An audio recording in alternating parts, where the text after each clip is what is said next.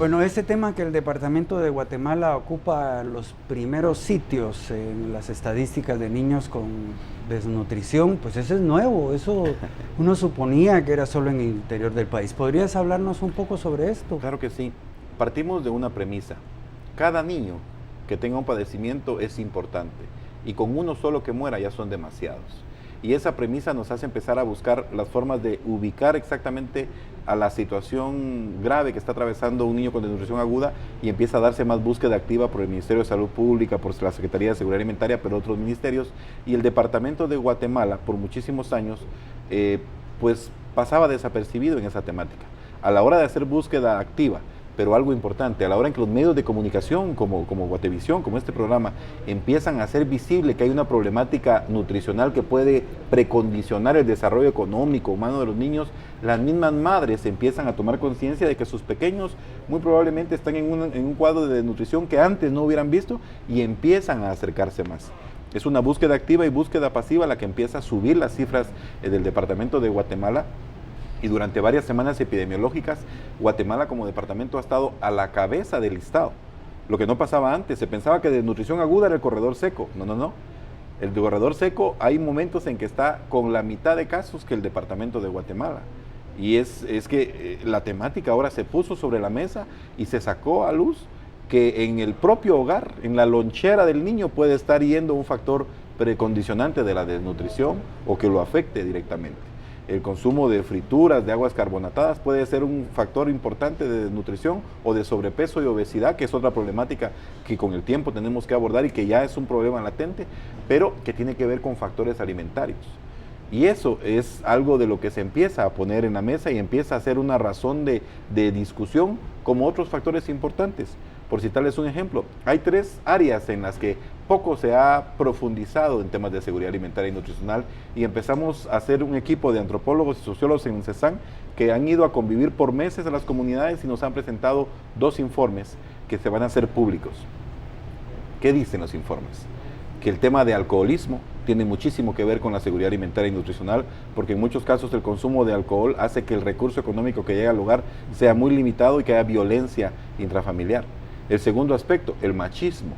El hombre, en ocasiones bebido, llega y abusa de su esposa, y de ahí surge un niño en muchos casos. Y ese tema es poco tocado, porque el machismo está enraizado incluso en la correlación que se le da de suegra a nuera, por ejemplo.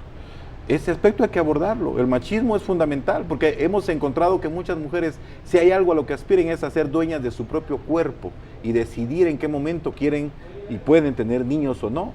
Pero en muchos casos el machismo las obliga a aceptar el abuso de su marido. Y el tercer aspecto es salud sexual y reproductiva.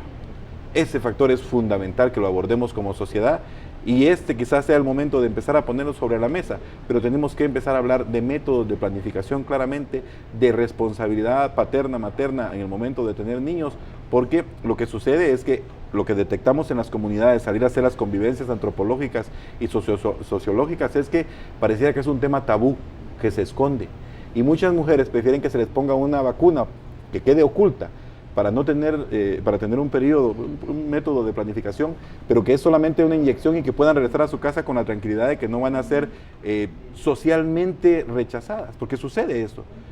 Tomar la píldora, usar algún método, hace que socialmente sean rechazadas, y prefieren la vacuna porque eso queda callado, prefieren la inyección porque eso queda oculto. Y eso no debería de suceder en una sociedad como la nuestra, pero sucede.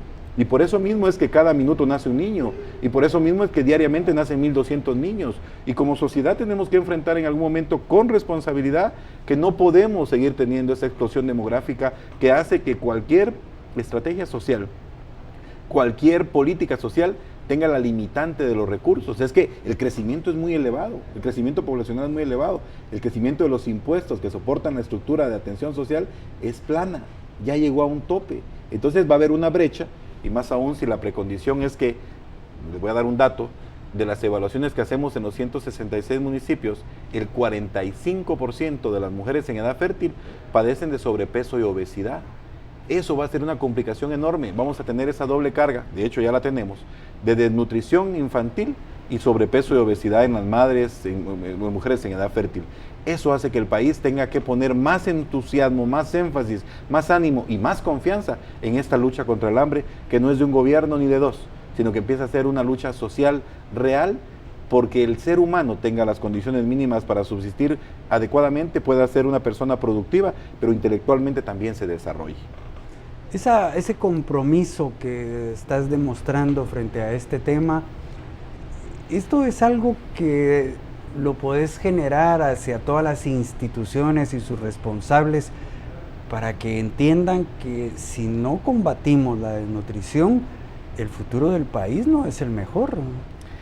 Efectivamente, esto es una especie de virus que gracias a la vida podemos contagiarnos unos a otros. La Alianza por la Nutrición, por ejemplo, que tiene una fuerte representación del sector empresarial, este tema lo tiene como su punta de lanza porque saben la correlación que existe entre desarrollo económico y desarrollo del país y desarrollo humano y lo que puede representar a la empresarialidad del esfuerzo. Y hay entidades que se están involucrando cada vez más, centros de investigación que dejaron por un lado la desconfianza y el ataque y dijeron, mejor trabajemos en este tema porque es neutro completamente. Y algo importante, hay factores de la ventana de los 1000 días del Pacto Hambre Cero que no tienen atractivo político partidario y que en consecuencia deben de sostenerse, porque nadie va a hacer política partidaria con un micronutriente, con una chispita, con una bolsa de Vitacerial, y eso es bendición, porque entonces deja por un lado cualquier vinculación que se le pudiera dar de la oposición política que empiece a machacar y empieza a hacer visible que es un tema país, fundamental y básico. Convidarnos unos a otros puede permitir que, por ejemplo, en la lactancia materna, mejoremos ese dato que tenemos. Solamente 49 de 100 mujeres aceptan que dan pecho a su hijo. Y el pecho, la lactancia materna, tiene la primera vacuna que recibe una persona humana en todo el mundo, que se llama calostro. Ahí va la primera vacuna, eso le da las defensas necesarias. Ahí están todos los hidratantes, ahí están todos los micronutrientes. Un niño puede perfectamente vivir 6 meses después de nacido con solo pecho materno, y es que es la lactancia materna exclusiva durante los primeros 6 meses de vida. Si logramos por lo menos 10 puntos más de mejora, que ya no sean 49 madres las que digan, sino 59, esos son 10 niños que van a tener un coeficiente intelectual distinto, 10 niños que van a tener una situación económica distinta, 10 niños que van a empezar a fomentar un cambio paradigmático, pero también intergeneracional de desnutrición. Solo con una intervención, si logramos que el agua sea apta para el consumo humano, van 2 intervenciones que son vitales, son capitales. Si se logran 2 factores que acabo de mencionar y nos ponemos todos de acuerdo en eso, dejemos todo lo demás de discordancias que existen y pongamos de acuerdo en esas 2 cosas, logramos éxito. Pero eso ¿cómo se consigue? Ni siquiera con recursos, es consejería persona a persona y compromiso de unos con otros. Lactancia materna, básico y fundamental.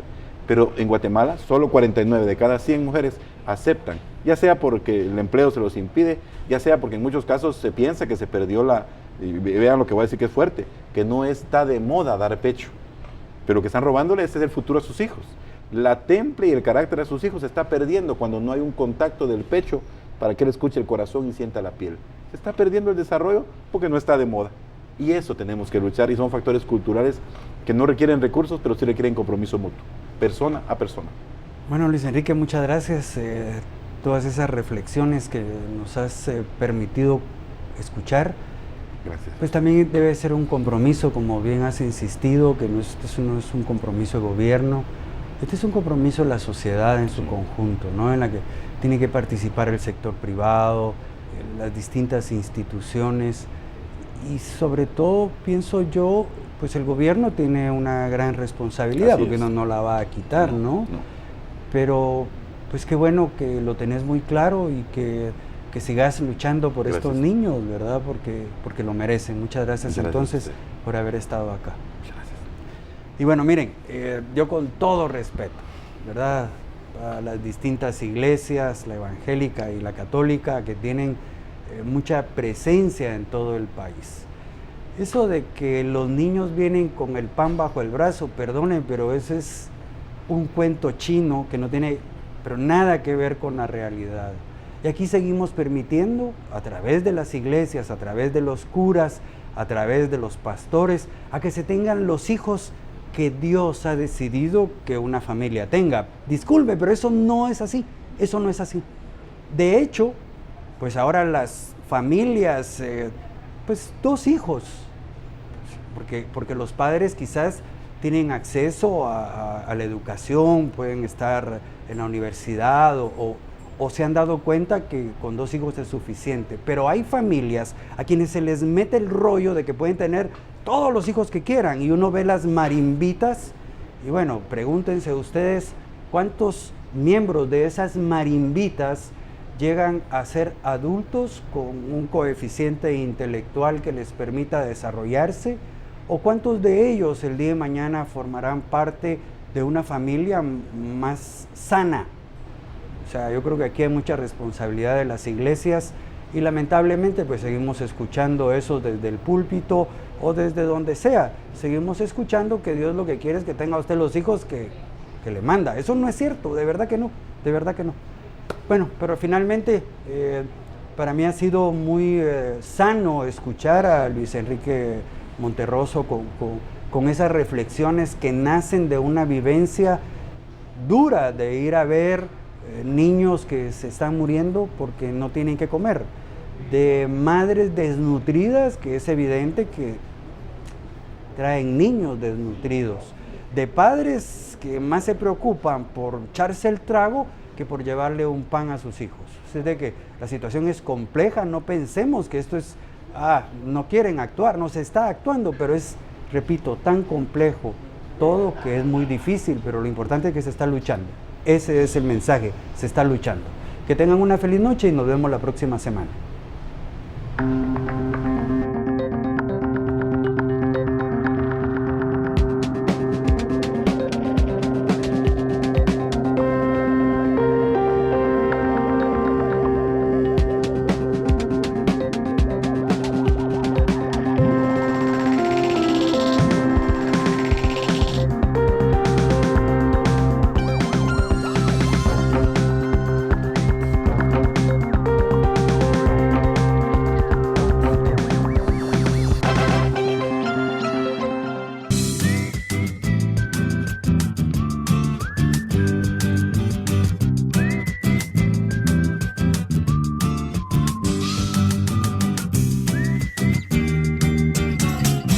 Guatevisión.